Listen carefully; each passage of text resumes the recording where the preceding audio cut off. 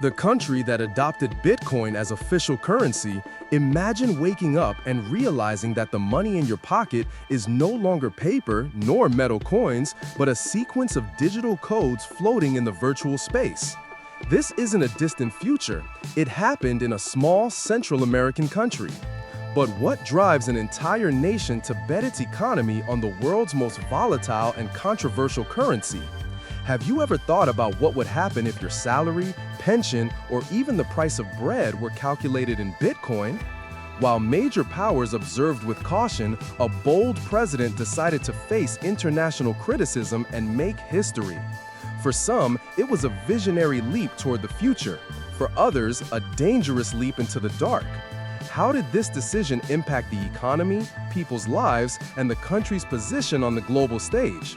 And most importantly, is this the beginning of a financial revolution or just an experiment doomed to fail?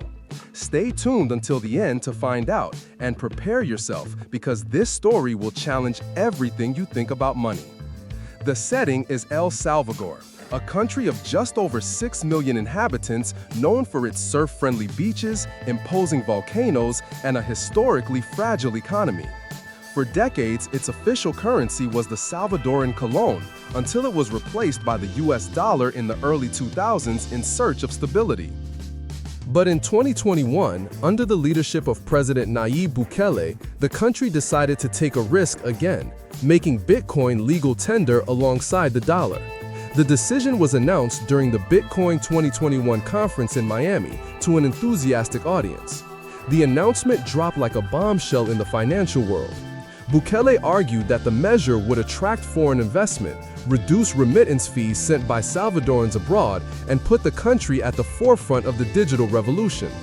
The bill was quickly approved, and in September 2021, Bitcoin officially began circulating as currency in the country. To encourage its use, the government launched the Chivo Wallet app, offering a Bitcoin bonus to those who downloaded it. Businesses were required to accept the cryptocurrency as a form of payment, unless they lacked the technical capacity to do so. The moment was historic.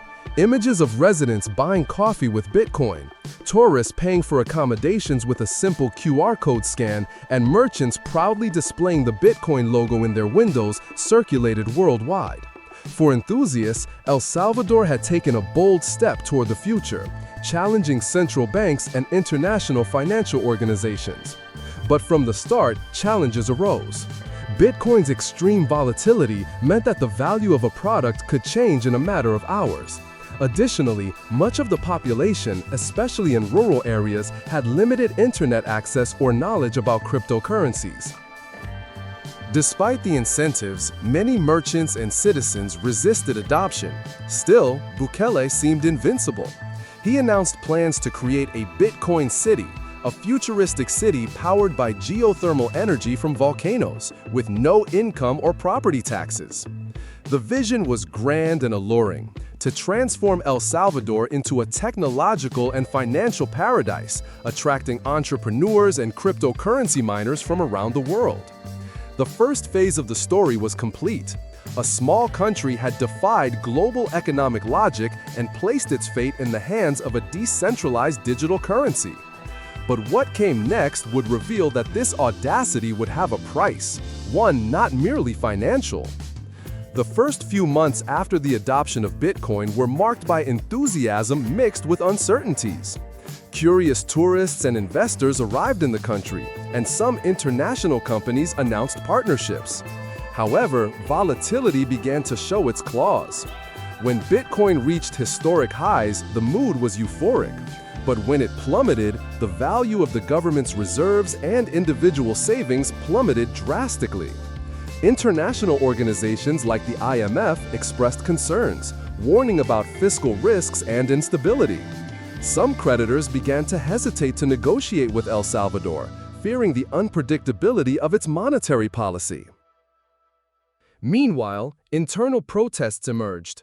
Part of the population considered that there were more urgent problems, such as security and employment, than turning the country into a cryptocurrency laboratory. Still, the government maintained an optimistic discourse, asserting that the benefits would come in the long run. Bukele began to publicize on social media the Bitcoin purchases made by the government, often taking advantage of price drops to acquire more. These posts became a trademark, but also a source of criticism, as there was no full transparency about the use of the reserves. In parallel, the idea of Bitcoin City took on new contours, with models and promises of modern infrastructure.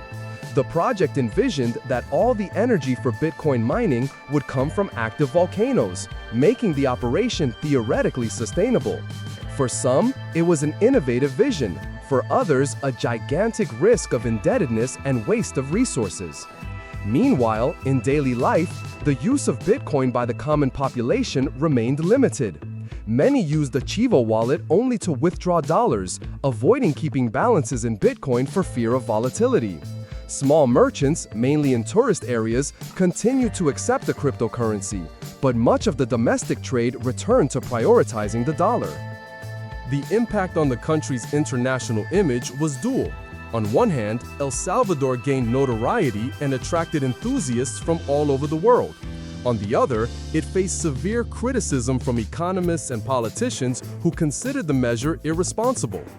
Over the years, it became clear that adopting Bitcoin wouldn't solve all of El Salvador's structural problems, but it had created a unique advantage, putting the country on the map of global financial innovation. The experiment continued, and the world watched closely, trying to discern whether this small nation had ushered in a new era or penned a curious chapter in the history of currencies. El Salvador's experience with Bitcoin is, above all, a powerful reminder that significant economic transformations rarely occur without risks. By officially adopting a cryptocurrency as legal tender, the country that once barely made global headlines became the protagonist of a debate that blends technology, politics, economics, and national identity. To some, Bukele's decision is a visionary act, capable of inspiring other nations to rethink their dependence on traditional currencies and centralized financial systems. To others, it's a risky experiment that exposes the population to the uncertainties of a volatile and unpredictable market. The balance so far is mixed. Advances in international visibility, the attraction of a new type of investor tourist, and the encouragement of digital financial education coexist with practical adoption difficulties and criticisms about transparency and the prioritization of public policies. What cannot be denied is that, in a world where the digitization of money is inevitable, El Salvador has taken the lead.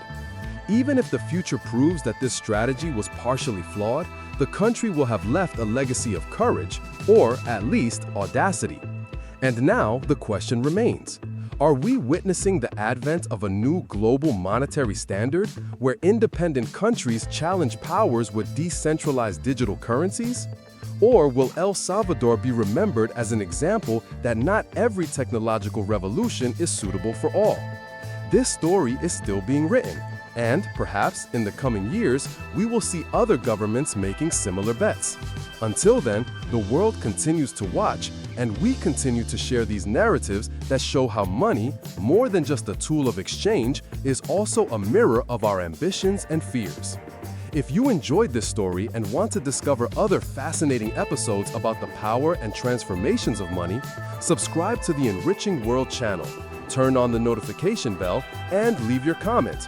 Do you believe Bitcoin could become the official currency of other countries in the future? Your opinion could spark incredible discussions. And who knows, it might even become the topic of our next video.